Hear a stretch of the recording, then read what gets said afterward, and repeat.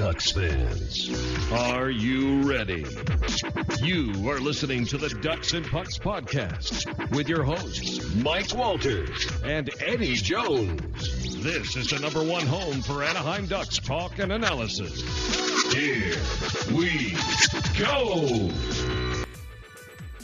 Welcome to the show. This is your host, Mike Walters, along with my co-host, Eddie Jones, and we have an interesting show for you this week. The Ducks picked up 3 points in the last 3 games, and each game involved a controversial call, and we're going to go over all of those calls, and Eddie and I are going to give our opinions on whether we think that they were the right calls or the wrong calls. And we'll also talk about Vegas. They got the team name finally revealed this week, so we'll go into that and a little bit of league news as well. But, Eddie, going into this week, we were hoping that the Ducks would come out with 4 points. They ended up coming up with 3. And, it started off with the game against the Islanders, which, the Ducks got, on the board early in this one, but then fell behind quickly 2-1. They were able to come back and tie this game, and then they went into the crazy 14-round shootout. And, they ended up getting a point in this one, but they ended up losing in the shootout. What are your thoughts as far as, the play, I guess, before we get to the controversial shootout part? What did you think about the 3 periods of play and the overtime? I think they did an okay job. They had 41 shots, which is more than we normally see the Ducks put on net. And Thomas Greiss struggled early, but he ended up having a pretty strong game in this one. But, like I said, it was an okay game. This is a team when we talked about on the last podcast that's struggling. They hadn't won a game on the road. This is one you had to kind of jump out to and be ready for. And they did score, and they scored early on and got that goal. But they had it on the power play, and then the Islanders kind of carried the play for the second half of the second period, and the first period, and it showed because they had 2 goals. They got one on the power play as well, and it was disappointing. I think they deserved to come out to win. I think they played well enough to get that win. But obviously, how it ended, it was just disappointing. Yeah, I was there, going through the whole thing, and obviously the Ducks, they made a push in the overtime. They played much better. Had chances to win the game. They couldn't do it. Greiss kept them in it.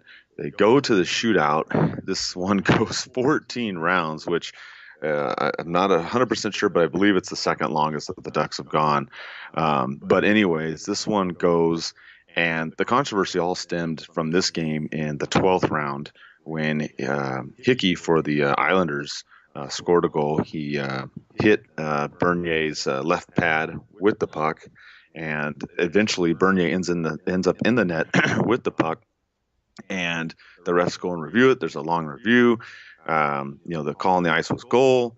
And like you and I have talked about in a lot of these calls, when there's controversy, if they come back and say, hey, we can't determine, one way or another, they stick with the on-ice call. So they stuck with it, gave them the goal, and obviously went 2 more rounds, and the Ducks ended up losing. But most of the time, you and I talk about these controversial calls, and a lot of times, they actually, the refs do get it right for the most part, or even if they don't get it right, it doesn't, affect the outcome of the game. But this one actually did affect the outcome of the game because, if this was called properly, which it wasn't, in my opinion, the Ducks would have won this game because that goal wouldn't have counted, and that would have been it, Eddie, and the Ducks would have gotten the 2 points out of this one. Yeah, usually when you see these kinds of plays and it goes the other way, you don't have to worry about it because it's kind of close. It's a close call. Usually when they use the call on the ice stands kind of thing, you expect it to be a close call, but this one just kind of seemed obvious. How long they were reviewing it for, we got enough. I was watching it on TV, and I got enough replays of it to see that, you could obviously see, Hickey push his stick and push, change the direction of Bernier's pad and push it into the net. And I don't know why it took them so long to review it. I'm not sure why they didn't just send it to Toronto, to the situation room where they could make a decision. I never like when the call on the ice is different and you have to rely on the refs to overturn their previous call. A lot of times that just goes against a person's being. They're not going to want to overturn the call they made previously unless it's completely obvious. And I think it's something that definitely they could have just sent to Toronto and they could have made the call there. and it's easier for them to overturn the call because they weren't the ones who initially made it. But it's disappointing because it does cost them a point, and yeah, it's only a point. But in the long run, when we're looking back at this moment at the end of the season, that could be a point that costs the Ducks a playoff spot. Yeah, I totally agree. And, part of the problem here is the explanation that I was given from some of the, Duck staff down on the ice that they told me is that the officials on the replay said that they couldn't determine exactly where the puck was in terms of the goalie interference because what the refs announced was that they said they couldn't determine when the goalie interference occurred as far as where the puck was at, which if you use common sense and you watch the replay, and this isn't me being a Ducks fan, homer, whatever, or whatever you want to go with. But anyways, when you look at that play, the puck is under Bernier's pad, left leg pad, and the contact is initiated while his pad is in front of the goal line. So that means the puck is in front of the goal line. So the contact is made before the puck goes across the line. It's painstakingly obvious. And I don't usually do this, but the refs blew this one. They blew it completely. I don't usually say that, but on this one, I'm very adamant. You can look at it. It's just common sense. They just blew it. The puck's under his pad. His pad is not in the net until the contact is made and then pushes him in. It's goalie interference. It's plain and simple. I don't have another explanation for you guys out there at home listening. You were all there. You were just upset as I was, especially in my section. Everyone was really upset, which I'm pretty sure the other 17,000 plus and probably the two Islander fans that weren't there or were there didn't care, but the rest of us were all pissed. And there's just no other explanation other than if you look at common sense, the puck is in front of the net when the contact is made, and the game should have been over. The Ducks should have won. Yeah, and that was kind of the consensus from everywhere. I mean, you could see on Twitter and even from people who weren't Ducks fans and saying that was a really ridiculous call. You saw articles after the game was written, and the headline was, Islanders win on controversial shootout call. And so, it seemed to be everybody was in agreement that it was a controversial call, and really the rule states that you can't make a second effort at the puck. And Yep. if he had was a continuous movement, if it was a continuous movement where he had originally his shot carried his stick into Bernier's pads and it kept going in that direction, then fair enough. That I can understand that. But it's the fact you can clearly see that he makes a second jab at the puck is what Yep. which is what was ridiculous. And I couldn't believe that they had ended up calling that in the end because you can clearly see it from TV. And they get more angles than I do. You can see Hickey jab at the puck again, and you can see it move Bernier's pad in a direction that it wasn't already going in, and that's why I don't get how they could have called it like that. Like I said before, Yep. maybe it's just because they don't want to. As simple as they didn't want to overturn their call and admit they're wrong in the first place. I don't know if that's the case. That's what it kind of seems like from the outside because we could see it. Clearly a lot of other people could see it. That it was obviously a call that should have gone the other way. Yeah, and that's it. There's just nothing more to say about it. The only other thing I would think about in this game that may have changed the outcome, Eddie, was Vatanen left this game early with the flu or some kind of a sickness that they had talked about in between the first second period there. How much of it would have changed if Vatanen was not sick and available for the shootout? Because the last two shootout attempts after this goal stood, they went with Garbutt and Bieksa, who were just terrible in the shootout. They just were. They both just didn't even make really good attempts. How much of a factor would Vatanen have had, even not in those rounds, but maybe before in the first 12 rounds? That's something that a lot of people didn't talk about. Not making excuses or anything, but I'm just saying, not having Vatanen for 2 periods and a chance to score, may have changed the game that way too, Eddie. Yeah, it definitely would have helped having him throughout the game and in the shootout. I'm not sure, like you said, if it would have made a huge difference. We had a guy that you can almost expect to always score in the shootout, and Silverberg changes the way he normally plays and goes for a deke and he misses. Then you have your two best players who also miss in Perry and Getzlaff. So, you get a guy like Cam Fowler who you don't expect to score in the shootout. He scores. The rookie Andre Cachet, he scores. So, and Shea Theodore scores. So, yeah, it would have been better to have Vatanen obviously over even like Nick Ritchie or Bieksa, who just came down and slapshotted it right after Boychuk did it on the other side and it didn't work. So there's a reason people don't slapshot it. So yeah, it would have been great to have Vatanen. He's a little bit more creative. You could have expected him to have a better shot at scoring a goal, but it didn't make or break the game. injuries are going to happen. You're gonna have guys who don't end up showing up for the rest of the game. So, I mean, disappointing not to have him, but as long as it's not an injury and it was just an ailment, then I'm fine with that. Yeah, I agree. One other part in this game that was interesting too is Kase. He did pretty well in this game. Had a nifty backhand move in the shootout, but he also had chances during the game. He had a couple posts. So I mean, definitely could have changed the outcome there. So that was one bright spot. Seeing him play, he's been looking, good, and he looked good in these other games as well, Eddie. Yeah, I mean, he's a little bit snake bit right now, especially in this game where he hit the post twice. Kind of, I guess, not redeemed himself, but got redemption and getting the one of the shootout goals, and it was a really nice goal too. So kudos on him. I mean, he only played 12 minutes, just under 13 minutes in that game, and everybody agreed that he was one of the best Ducks players on the ice. Every time he was on there, he made he made something happen. He like you said, he could have had 2 goals. So it's great to see him up here, and it looks like he's going to be up here as long as he continues to play like that. Yeah, and with that, the Ducks, they had a rebound and then go into the Black Friday game against Chicago, which the Ducks have played them a handful of times now on the day after Thanksgiving, and the Ducks unfortunately lost this one, which is just frustrating because they win this game. Jonathan Taves was out, just like when the Ducks played the Kings with Kopitar out, but the Ducks couldn't get it done. They actually started out this game decent. They played well in the beginning. They gave up an early goal, and then like we've talked about before, they're a little slump in their play after that. Second period, they gave up 2 goals. Next thing you know, they're down 3-0. They rallied. There's another controversial play here involving Kase that we'll talk about too in a minute. But they just couldn't get it done, Eddie. I mean, they dominated in the faceoff circle, but other than that, they just couldn't pull this one out, and they lost 3-2. Yeah, and without Taves he is their one of their best players and definitely their best faceoff man. And you could see that they struggled in this game. I mean, the Ducks won 73% of the faceoffs. And they had a multitude of guys taking faceoffs in this game. A lot of them rookies. They had Nick Smoltz taking faceoffs. They had Ryan Hartman, Vinny Hinostroza taking faceoffs. They had Dennis Rasmussen taking faceoffs.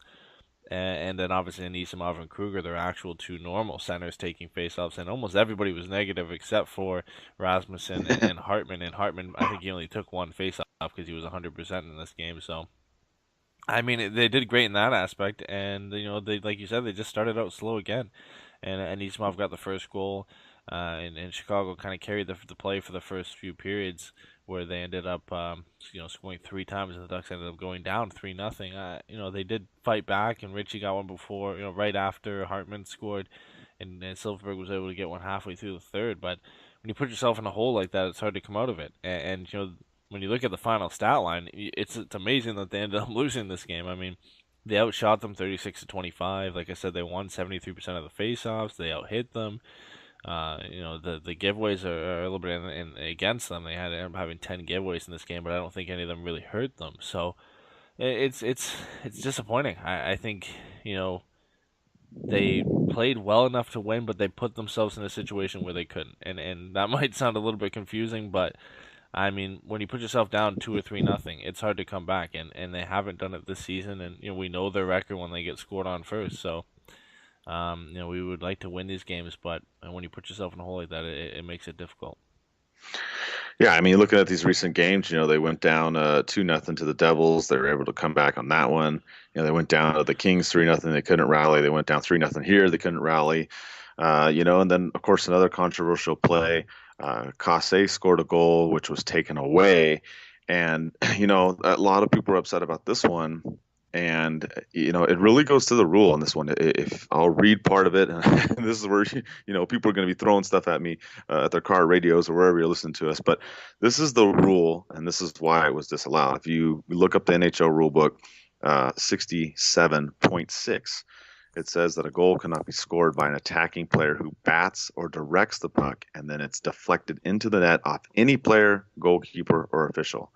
So the goal is not allowed in that case because I know a lot of people thought, well, it went off his shin or his skate after the fact.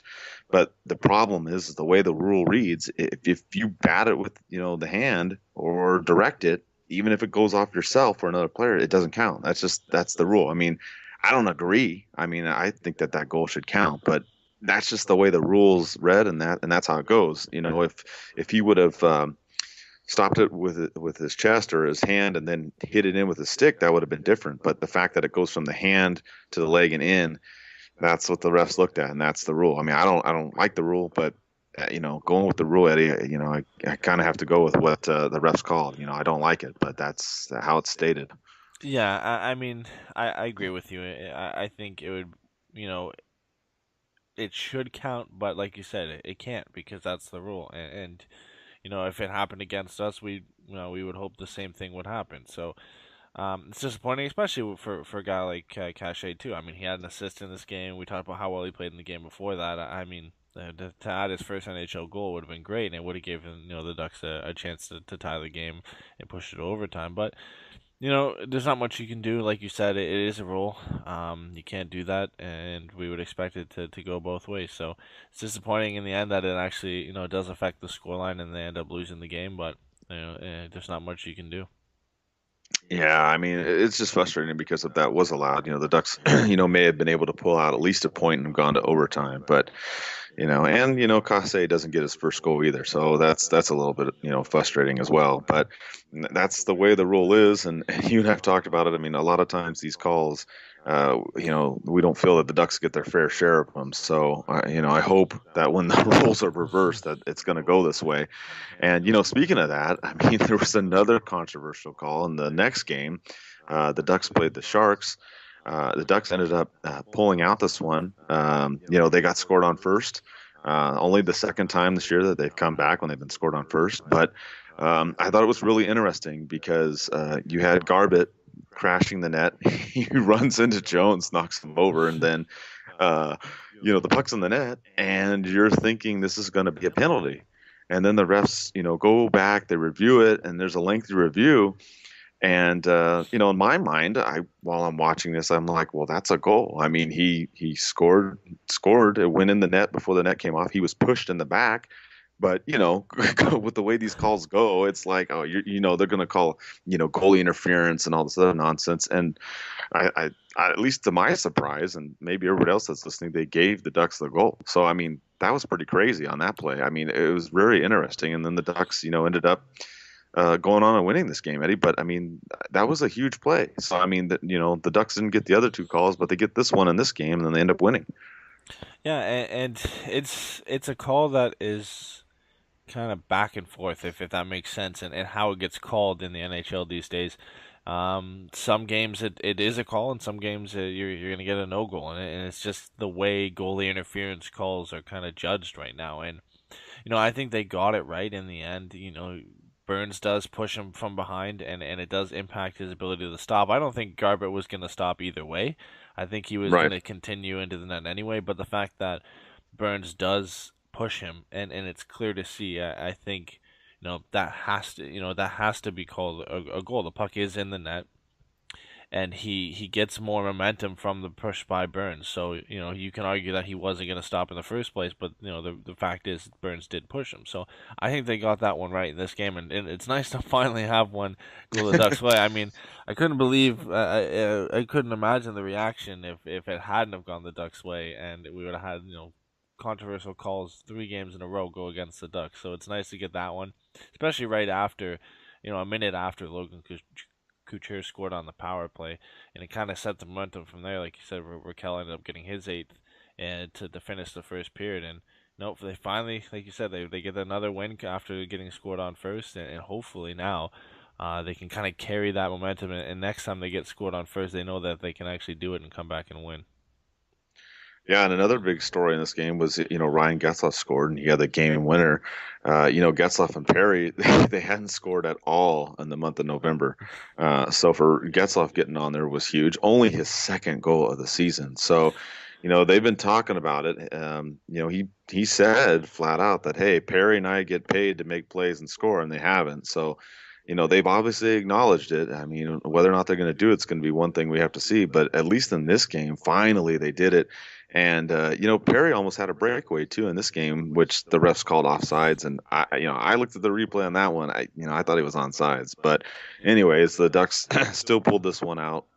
Getzlaf finally getting a goal, and we just need to see more of that. We need to see Perry and Getzlaf, getting scoring some, just at least 1 or 2 goals a game from one of them. Would be a big boost. But it's a good win for the Ducks, especially you lose 2 games, you have controversial calls involved in those 2 games. You come out and win this one, which is a huge one, of course, because you're playing a division opponent. It's a 4-point game, and just a good win despite a rough week. Yeah, and I think you're right. They do have to start scoring goals, especially Perry. I mean, Getzlaf, we're kind of used to him having slow starts and having seasons where he only really scores about 15 to 20 goals. We all know he can score more, but he's more of a passer, and he's leading the Ducks in assists. So I understand that, but the fact that Perry has 14 assists and only 4 goals so far is something we don't really see often, or if we ever have seen it from him. And I think he'll pick it up. I mean, he's shooting the puck a lot. He does have 68 shots. And his shooting percentage is awful. It's only 5.9, and I don't think that's sustainable. He's not going to be sustainably that bad for the whole season. Eventually they're going to start going into the back of the net, and we know with Perry we've seen it often. Once he finally gets that one, they just start coming in droves after that. So hopefully it'll be soon, and that he'll get it. He's got a ton of chances to get it. He plays in every big situation for the Ducks still, so. Once it comes, hopefully from there you can get that confidence back and start scoring, because we're going to need it. I mean, luckily we were able to pull this win out. We're getting a lot of goals from Raquel lately, which is nice. Kessler, Silverberg, and Fowler, Cogliano, they're all chipping in. So eventually, especially Perry, but even Getzlaf, they're going to have to start scoring goals. So. Yeah, I agree. I mean, that's some of the fan questions that we'll get to in a minute too. We'll talk about that as well.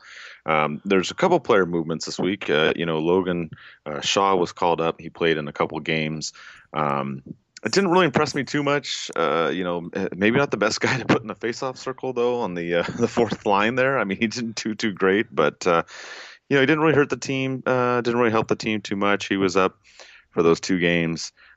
Chicago and San Jose, and he's still up there right now. Wagner and Theodore were sent down. They played in the game with the goals against the Reign, which they won that game, and Wagner actually had a goal and 2 assists, so good for him. But that's some of the player movement that just happened this week, Eddie. Nothing big, but I expect that it's not the last that we've seen of Wagner or Theodore. No, for sure. You would expect them to be back up. I mean, like you said, the goals did play today, and Ducks didn't. If you can send them down without having to send them through waivers, why not give them some extra playing time? I would expect Wagner to come back, especially with. I don't understand why Shaw was played at center. I mean, if you brought him in and you shipped out a center, and he's a career 42% of faceoffs, he's not going to play center for a long time. It's a little bit weird to ship out a center to bring in a winger to play center. So that was a little bit interesting to see that happen. I expect Wagner to be up. He'll probably still center the fourth line until Thompson comes back, and then we'll see from there how any moves get made. But like I said, I think it was just to get them some playing time. The goals are playing well. Whatever help they can get right now, especially from guys who regularly play with the Ducks, it's great for them. Yeah, exactly. And the goals have been tearing it up. They got 6 in a row, so good for them. They're after they had 5 losses in a row, so they're turning it around right now, going in the right direction. With the Ducks coming up this week, they're going to be playing Red Hot Montreal, and then they're going to be playing Vancouver and Edmonton. And one of our fan questions is about this week and the goalie situation. We actually have several questions about the goalie situation, but one of them is from Angel, and he asks, do you think Bernier will start on Tuesday? And I think it's an interesting question, because we saw Bernier in the Islander game, Gibson in the Chicago game, and then we saw Bernier in the San Jose game. So, I haven't heard anything. Obviously, it's too early to tell. Usually we find out the day of the game, who's going to be in net and who's not. But it's an interesting situation. We thought that it was going to be mainly the Gibson show this season, and it still pretty much has been the Gibson show. But I do think, Bernier warrants, some more playing time, Eddie. I mean, he's been playing pretty well. He's just given up barely 2 goals a game. And a good save percentage as well. So I would give him a little bit of time. I mean, will he play against Montreal? I don't know, but I would start him with confidence against anybody right now. Yeah, I mean, he's playing really well. The only issue with Montreal is, you know that team that they've seen him a lot. He came from Toronto, where they play That's them, true. at least 6 times a year. I don't know if that plays a factor into it because he is playing well right now, but that's something they're going to be discussing. They're going to look at his past numbers, and a lot of that Montreal team is a core for the team that when he was in Toronto that he's played a lot of them many times. So it'll be interesting to see what they do. I think he deserves to get more starts. I don't think he's the starter yet. I think Gibson isn't playing great, but I still think he deserves a starter role. That's why we shipped out Freddie is to give Gibson the job for most of the season. We didn't bring in and make a trade for Bernier to count on him on starting 50 games this season. So I don't see that happening yet. But he definitely deserves more starts. So if it isn't Montreal, then you would expect him to possibly get the next game against Vancouver, or one of the games against Edmonton or Calgary. What I could see is them both playing 2 games out of these 4. I think that's realistic, Hmm. depending on Hmm. how well one of them plays. But you get at least one day of rest between each game. So I think realistically, you could see, depending on how the first 2 games go, see them play at least 2 each. Yeah, it'd be interesting to see if they'd go back to what they did with Freddie and Gibby when they did the 2 on, 2 off. If they did that kind of, scenario, might be something to look at. I mean, Bernier definitely deserves, some more starts going forward. That's for sure. Another question too about the lineup that we got from Danny. He asks about the top line. If you notice the last couple games, it was changed up a little bit. Richie was bumped down to the third line with Vermette, and then we saw Raquel with Getzlaf and Perry. So Danny's question is, whether or not you keep these 3 together. What do you think, Eddie? Do you think they should keep them together or split up Getzlaf and Perry? What are your thoughts? I don't know. I think you should keep Getzlaf and Perry together. I mean, a lot of people are focusing on the fact that they're not scoring goals, but they are playing really well. They're leading the Ducks in points. Both of them have 18. So I think keeping them together right now, at least those 2, at least together right now, is fine. But as regards to keeping Raquel on their line, I think Raquel has played well wherever he's been so far. I mean, he played good with Vermette Hmm. and Cramarosa. He's played good with Getzlaf and Perry. So it all depends. I think maybe the matchup. I think with the way he's been playing the last 2 games, I expect him to probably start with Getzlaf and Perry in the first game, and Richie to stay with Vermette and Cachet. But I don't know. It all depends. I mean, Richie and Getzlaf and Perry did play well together at the beginning of the season, so it'd be interesting to see how Raquel and Cachet play together. Now, I don't know. I mean, Raquel can play all over the line. He can play center. He can play left wing. He can play right wing. So that kind of helps you move guys around. But it'd be interesting to see what they decide to do. For at least for the next game, I think I'd keep the lineup the same. They played pretty well against Chicago, even though they lost. They played a decent game against the Islanders, and then they played well against the Sharks as well. They're all close games, so I think they keep the lineup the same right now. Wagner probably gets called back up and plays on the fourth line, and the only real adjustments get made on that fourth line. Yeah, I agree with you. I do like Raquel with Getzlaf and Perry. I think when Richie's up there, I don't know what it is. I mean, Richie did fine too, but I just think Raquel brings an extra element of speed and playmaking ability that helps out Getzlaf and Perry. Because Getzlaf and Perry, let's face it, they're not as fast as they used to be. So I like Raquel on that line, and I agree with you. I think they should keep them together. Not that Richie didn't do well, but I just think Raquel's a better fit, with these guys, especially, if Getzlaf gets kicked out, you can put Raquel in there to take faceoffs. Not that he's the best at it, but I mean, Richie's not, a faceoff type guy at all. So, and of course, Perry isn't. So those are a couple things to consider. I do think, though, if there's a game, the in-game changes when they're struggling, I do recommend Getzlaf and Perry being split if they're both having problems scoring because, like you said, it depends on the matchup. If another team is really going against them and the Ducks aren't scoring from other spots, on the team, the whole team's having trouble, then I would change it up, during the games. That's what I would go with, depending on the, game situation and the opponent and how they're going on the lineup match, especially on the road because, they have they have to change their line first as opposed to the home team. So those are some things to consider. But yeah, as far as they're doing right now, I like it. And I think it's going to do well, going into this week. Another question we had, this is kind of one that we've talked about the Ducks scoring goals. And winning. And we know that the Ducks, when they score 3 goals or more, they are 10-0-0. So, unbeaten. When it's less than that, then, it's a difficult time. The Ducks either lose in regulation or they lose in overtime or shootout, and it's much difficult. But we have Zach asks us, the Ducks, it's kind of more of a statement, but it's like a question. He says, the Ducks need to be able to win 2-1 games and, hopefully 1-0 games. And I think that's very true. I mean, you have to win those tight games. And I think for the Ducks, I mean, of course, we love when they score 3 and they win. But we've talked about this before, Eddie. When you go in the playoffs, you can't always expect to score 3 goals every game and win. You do have to win those tight battles. And I think for this team, down the stretch run and in the playoffs, they're going to have to learn how to win those types of games. Yeah, and yeah, like you said, for every team, scoring 3 goals, you have a pretty good chance of winning the game when you can do that. So, I mean, I'm not surprised. 10-0-0, that's really good for sure. Obviously, you're perfect. So, for that aspect, I think they've done really well. But yeah, like you said, you can't expect to score 3 goals every night. And you got to start relying on being able to win, close games. And they haven't really had that chance almost throughout this season. They haven't had a lot of games that have only been 2-1 or 1-0. They've either got blown out or they've lost where the other team has scored at least 3 goals. So, I mean, we'll have to see. Yeah, they should definitely learn from that and be able to win close games. But the last few games they've lost have all been 3-2. They've been scored on 3 times. So they kind of first have to get into that position in the game before they can actually go out and win those close games. So I'm sure as the season draws out, we'll see that develop more and kind of see how they, perform in those closer games. But, they are sitting in top 10 in goals against per game, so they're doing well in that aspect.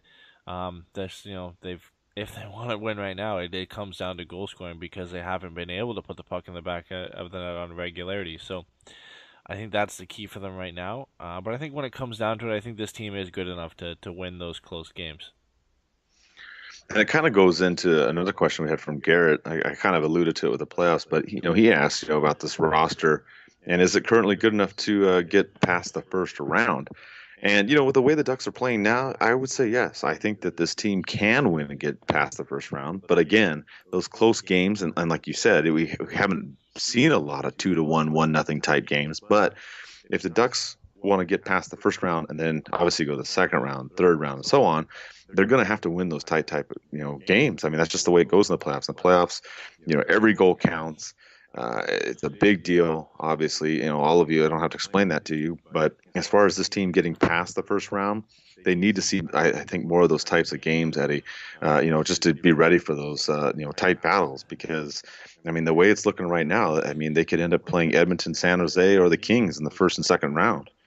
Yeah, and they really got to get into a spot where they can, guarantee themselves one of those 3 spots in the Pacific Division because, Dallas is creeping up on them. The Predators have done really well in their last 10 games. They're creeping up on them, and you don't want to have to be fighting with one of those teams for a wild card spot, because those are teams who performed really well last year. Dallas was amazing last year. They've struggled this year because they've been so bad defensively.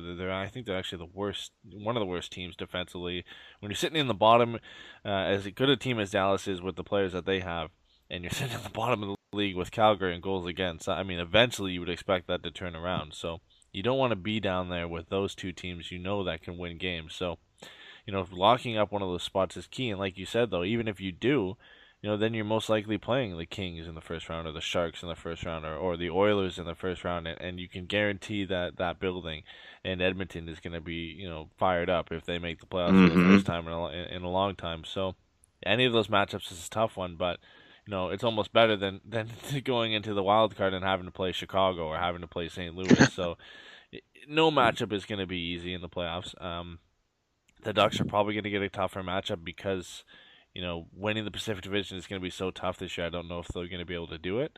It's going to be close. We can see from right now it's close. I mean, they're 1 point behind the Sharks and the Kings and 2 points behind Edmonton with the game in hand. So those games that are coming up against Pacific Division teams this week are going to be important. And it's going to be interesting to see how it all plays out. Yeah, and I think, as this season, moves along, kind of a good question we have here from Daniel is with this team is, what's the Ducks' identity? He talks about the Ducks, not necessarily being a fast team or a physical team.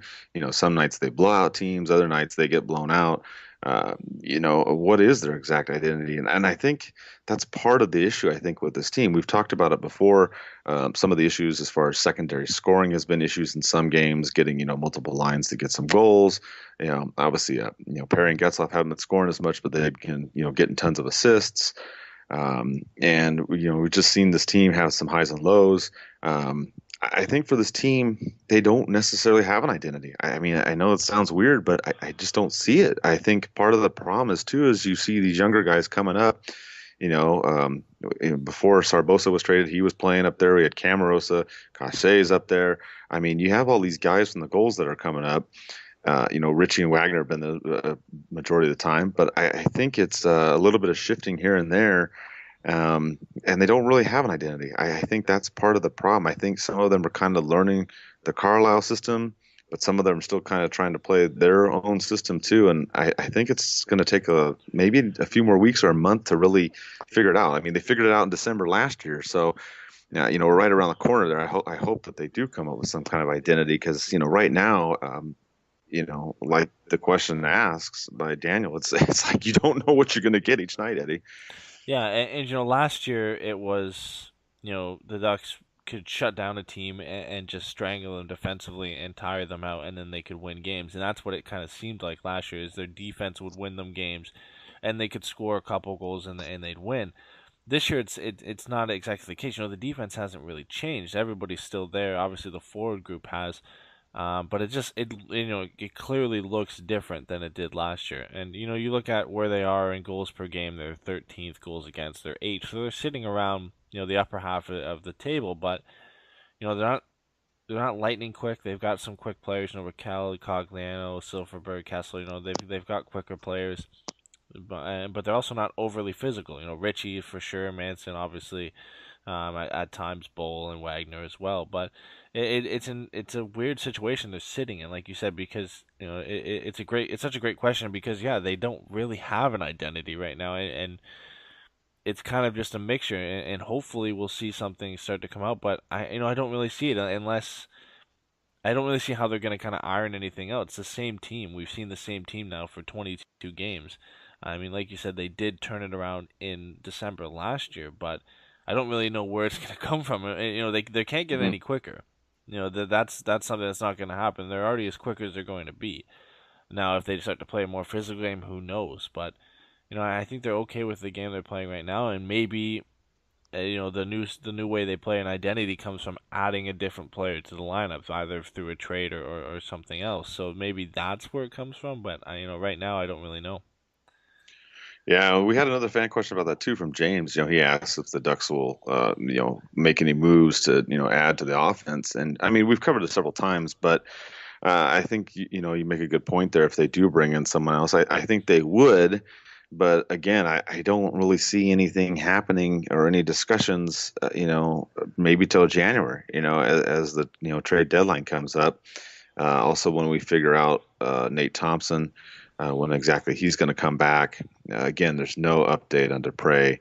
I don't know, but I think that's the only time if we're going to see an addition or a changing to the identity, because I think all the players the Ducks have called up are the ones that are pretty much going to be playing there, barring any injuries. Hopefully, no more to any of the other players. But that's the way the lineup looks to me. I think this team has the identity to be a physical team, but I just don't see them using it every night. I see, Bowl out there doing his fights and hitting people. I see Manson out there, Richie checking. Wagner hasn't been checking as much. Garbutt hasn't been checking as much. I think this team can be a little bit more physical and a little bit more stronger, defensively. And that's kind of what I would like to see and the direction that they need to go in. And then they'll pick up the play a little bit better. But that's the way it is right now. I don't see any movement. And I think this team is, they're just going to have to get a little bit stronger defensively and try and start shutting down some teams, and maybe that's what will happen. I mean, this week's going to be a big week. We've got Montreal coming to town, who's been, red hot. And then we've got 3, division games, against, Canadian opponents, Vancouver, Edmonton, and Calgary. So, this is a big week. I mean, these points that are coming up in these three games are division opponents. 4-point games basically. So, if the Ducks drop Montreal, I wouldn't be upset. I don't want them to. I want them to knock them out. But if they drop Montreal, then I would hope that they would win the other three. I hope the Ducks this week would at least pull out 5 or 6 points in these 4 games coming up. Yeah, obviously the Pacific Division games are going to be big. Calgary, it's always a high-scoring game against them. Again, they're sitting in the bottom of the league in goals against per game. Vancouver, after their great start, they're struggling. Edmonton as well. They've been struggling lately, and in their last 10, they're 3-6-1, and they haven't been able to win a game lately. So it'll be interesting to see how they handle it. Obviously, the big game is the game on Tuesday against Montreal. Montreal is the best team in the NHL right now. They've got 3 days of rest. We'll probably see Carey Price. It all depends on who they play in the game after us. But even if we don't see him, they've got Galchenyuk and Radulov rolling right now. Pacioretty is still a threat. Weber has been great for them since coming over from the Predators. So, there's a reason they're the number one team in the league right now, and they don't let a lot of goals in, and their goal differential, they can score enough goals to win a hockey game. So it'll be interesting to see how we handle them. Like you said, we don't really have an identity right now. I think what we could hopefully start to do, especially against teams like this, is I think the Ducks could do really well as being one of those teams who are just a high-pressure type of team and get back to maybe the forechecking style we had from a couple seasons ago where you don't need to be overly physical. You just need to be, aggressive and just a high-pressure team. And yes, it's risky, but I think we have the type of players to do it. You don't need necessarily the quickest team to do it. You just need a couple guys who like Cogliano, like even Cachet and Kessler, guys who can get in there quickly and force some turnovers. And then, if you can get the goal to cover the puck or any kind of situation like that, we have the guys who can win the faceoffs in their end. So I think that's what the style they can benefit from. Hopefully we start to see a little bit of it against Montreal. I think that would benefit our style of play in a game like that. And I think it's really, really good that we're playing Montreal not at the Bell Center where they're 12-1-1. So it'll be, a good advantage to play at home and not be in an arena like that. Yeah, I agree. It's going to be a really good game on Tuesday. I'm hoping the Ducks pull that one out. And then if they can, like you talked about, play a little bit better defense, hopefully take out these division opponents. Obviously Calgary is probably going to be high scoring again. Those games are always like track meets. That's just what to expect. But that's the way it's going to look this week. Like we said, the Ducks will be at home for 1 game. They go on the road for 3. Then next week they'll come back home and play 3 in a row. We'll talk about those on the next show. Couple final notes around the league before we close out the show. Eddie, the Las Vegas team finally announced their name. We talked about it on the show last week. Talked about it, several times, and everybody's talked about it. And of course, the word Knights was in there as expected. And they actually went with Vegas Golden Knights. There's no loss in there. There'll be some losses next year, haha. But their name is the Vegas Golden Knights. So I don't know. I mean, it's an okay name. I don't know. I don't really hate it. I don't really love it either. Kind of expected, the Knights to be in there, Eddie. But that's the name, and that's who they're going to be next season. Well, yeah. For me, this is one of the first times I've experienced a new team coming into the league at a level where I can actually understand, the game of hockey. I mean, obviously Winnipeg, but they've been there before. This is a newer team, and when other teams are introduced, even when the Ducks were introduced and the Blue Jackets, I was younger, so it was harder to understand it and really grasp around it. But looking at it this time, it's a weird process. I mean, I think it's just going to take some getting used to. I think you ask us a question 2 or 3 years down the road, if we think it still looks silly, if the logo looks out of place, or if the name sounds weird. I think our answers are going to be different. It just right now it just seems odd. It's out of place. I mean, I'm not a big fan of the name Golden Knights. I'm not a big fan of the logo that they produced. It doesn't seem in a way professional, but I'm sure once we get used to it and used to seeing them play and seeing the logo more often, I think then it will start to kind of sit in everybody's mind. But for right now, it's just odd. It's just an odd name. It's an odd logo, so I don't really know where they're going with it. But hopefully when the jerseys get released, we get a little bit better of an idea of what it's actually going to look like. Yeah, I mean, the only thing for me is I kind of would have liked Silver Knights, and the reason is because Nevada's known as the Silver State. So if they were going to go with the Knights, which was pretty much what they had talked about, this whole entire process, and obviously we heard other variations like Desert Knights and yada yada yada. That's the only thing I would have gone with. I would have gone with Silver Knights because I mean that's the state. It's Silver State. I mean, I don't know. That's just my thought, but yeah, I mean, I want to see the jerseys. I mean, the logo itself, I think someone compared it to Magneto from the X-Men. So I thought that was pretty funny. That was floating around. So someone had made a funny meme or something I had saw, out there on social media. So that was hilarious.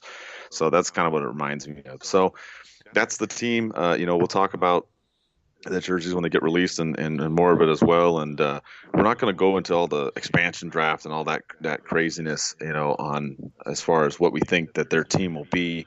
We may do that later as the time comes along. But, I know there was a lot of news recently from, TSN and a few others that they were really big on Silverberg being picked up by this Vegas team, and we had some people ask about that. And I just thought it was interesting, Eddie. I put out that article. If you haven't checked it out, for those of you listening on the expansion draft and the process, but I think it's interesting. If you look at that process, I don't really necessarily think Silverberg's the one that would go. I mean, we know that for Murray that BX is going to, waive the no movement clause, so that would leave the Ducks with a decision, either depending on which way they go. As far as the expansion draft goes, you can protect 7 forwards and 3 defensemen, or you can protect 8 players, whatever you want. But that's why it's a limit of 8 instead of 10. So it's kind of a risk. But depending on which one you go with, if you look at the defense, I mean, you would think, and of course, this is all barring a trade. All this can change in the next couple of months. So that's the reason why I don't try to get too much into this, but I just try to, foreshadow what's going on because for some reason, TSN and everybody and their mom wants to talk about the expansion draft, even though the season's not even halfway over. But the way it looks to me is that they would protect Vatanen, Fowler, and Lindholm on defense, and then they would go and they'd have to protect Getzlaf, Kessler, and Perry, and then hopefully Cogliano, Silverberg, and Raquel. And then, you'd pick up that 7th forward, if there was a trade or whatnot, or if we're talking about Vermette or Wagner. I mean, that's just kind of what I look at. I don't really think that they would go the route of trying to protect 4 defensemen and then expose, 2 of the 3 being Silverberg, Raquel, or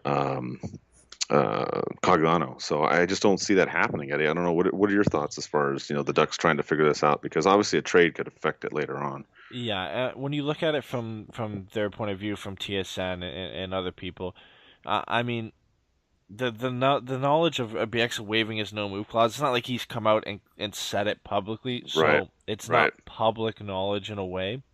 So they're looking at it, looking at the roster and saying, well, you have to protect BX. The Ducks will probably, not probably, they would want to protect Lindholm, Fowler, and Vatanen. Well, then you have to go with option 2, where you protect 4 forward and 4 defensemen. You've got to protect Getzlaf, Perry, and Kessler, and then the last guy, you're going to protect Rickard Raquel. So from their standpoint, that's what the Ducks would do. They're not taking into account if BX would waive his no-move clause or not, which we know is most likely going to be the case, is that he's going to waive it. We've heard that from multiple people that he's going to waive it. But from their point of view, that's not the case. And that's why Silverberg is available in their mock drafts, and that's why most of them have the Las Vegas team picking him up. And if that was the case, then Vegas would pick him up. He would be the best player available for them from the Ducks. But in the way we've drawn it up, and most of the time, is that if BX waives it, you expect the Ducks then to go to option 1 and protect Lindholm, Vatanen, and Fowler, and then pick 7 forwards, which, the 7th forward, either it being Cordillis or it being Vermette, like you said, or it being a forward that we pick up at the deadline or something like that. And then that exposes players like Manson. And then more than likely he's the one who gets picked up, which is still, it's still disappointing. We still don't want to lose him. Right. But, I think that's the most likely option. But, just to help people understand why everybody's seeing Silverberg and all of these mock expansions, everything like that, they're looking at it from the roster standpoint and how it stands right now, and the contract situation and everything like that. Yeah, I agree. That's what they're taking into account. And one thing I encourage everybody to do is go on capfriendly.com. They have an expansion draft tool on there, so you can go on there. you can go through all the teams, not just the Ducks. You can pick them out, lock up the players that, that have to be locked up and play with it. And it shows you in there that, if you waive a no movement clause or whatever and how you want to work it out. So you can go in there and I would highly encourage, just playing with that tool, because it's kind of good. You can sit there and see, okay, these are the players you have to protect.